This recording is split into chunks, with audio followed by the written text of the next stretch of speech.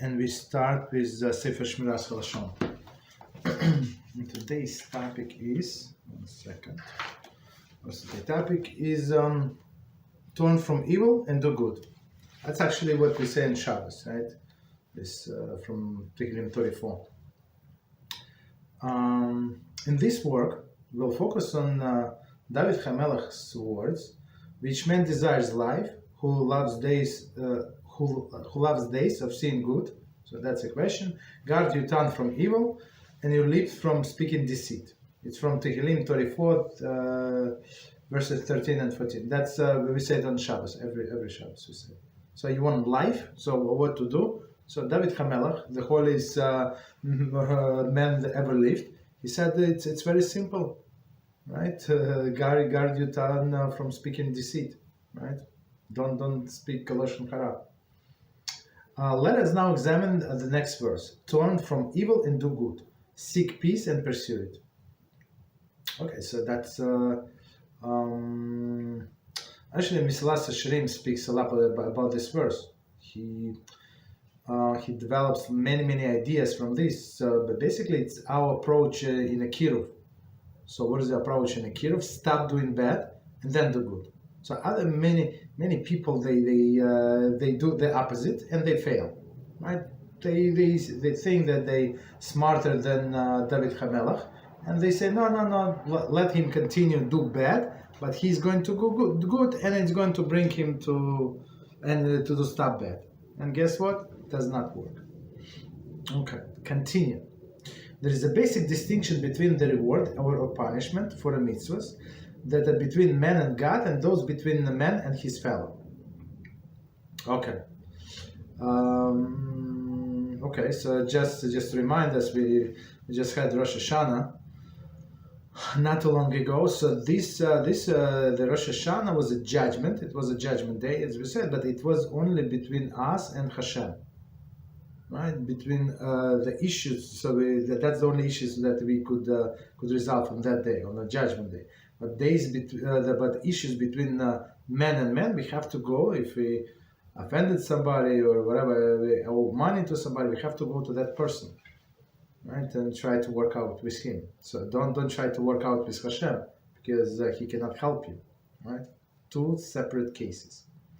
The primary reward of or the punishment for the former is received in the world to come. Okay, such is not the case with the mitzvahs between man and his fellow. So for all of these things, of all of the mitzvahs that we do, right, between us and Hashem, everything like that today, learning Torah, right? So it's the reward, the primary reward is in the world to come. So now here there is almost no reward.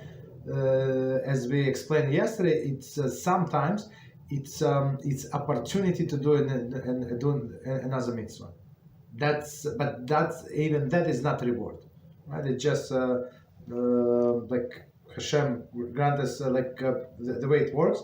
You do mitzvah, and reward for that mitzvah is another mitzvah. So it's they call it reward in this world. Okay. As performance of these commandments, better one's fellow lot in this world. A significant portion of one's reward is bestowed in this world, measure for measure. So when we treat somebody, our fellow, good in this world, of course in this world, we can treat him good only in this world. So our reward is midah keneged midah, measure for measure. It's also in this world. Very interesting. Conversely, by transgressing these mitzvahs, one worsens his fellow's lot in this world. Therefore, the significant degree of retribution is exacted in this world. Right? Then, when person, as the author says, worsen the fellow's lot in this world. So meaning what? When one person offended another person, when he borrowed money and say I cannot pay, even though he knew initially that he would not be able to pay. Right? All of these things. So that person worsen the situation of his fellow in this world. Midah keneged midah, right? He's getting retribution in this world. And of course, it's the partial retribution, but the main retribution, unless he does tshuva, is going to be in the next in the world to come. Next one, as we learn in Rambam Hilchos Teshuvah class. In the above verse, the term Ra, evil, and Tov, good, refers to the matters between man and his fellow. Thus, David informs us that one who seeks a good life in this world and the next must be especially zealous in fulfillment of his interpersonal obligation, right, as expressed in the Torah.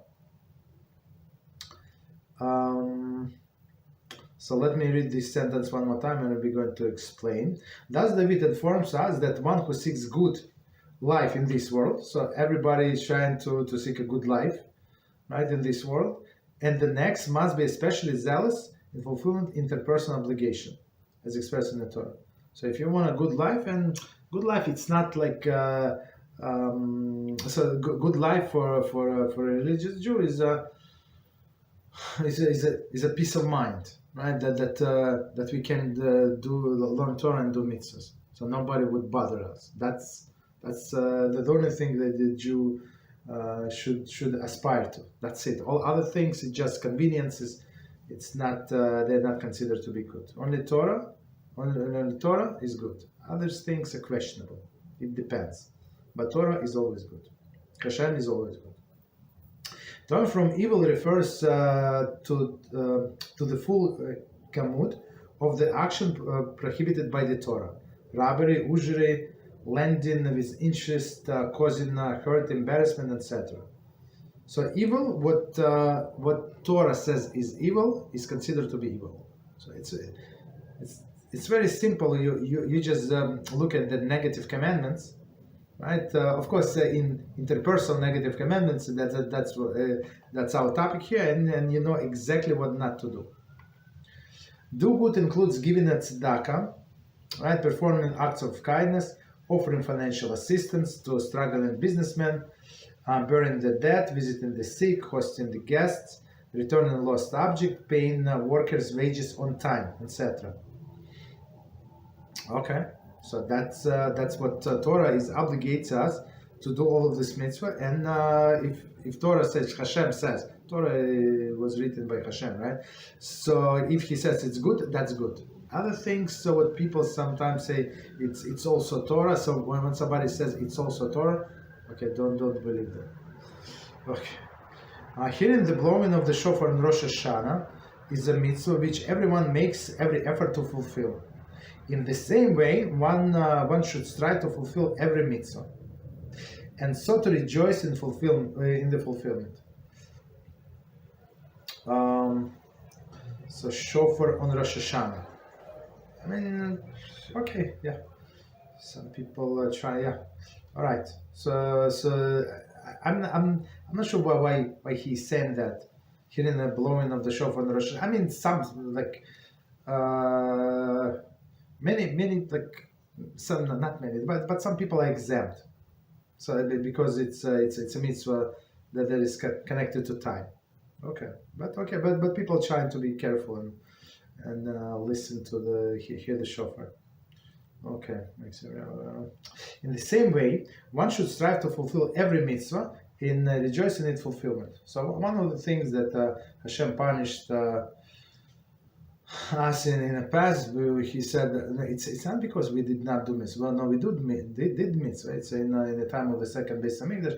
But He said you did the mitzvah like a robot, like to get rid of our obligation without joy. That's offensive. Hashem said that this Torah that I give you is a tree of life, right? For those who grasp it, of course, right? And you make it like a burden. So whatever we do, we have to be with joy, not as a burden, right?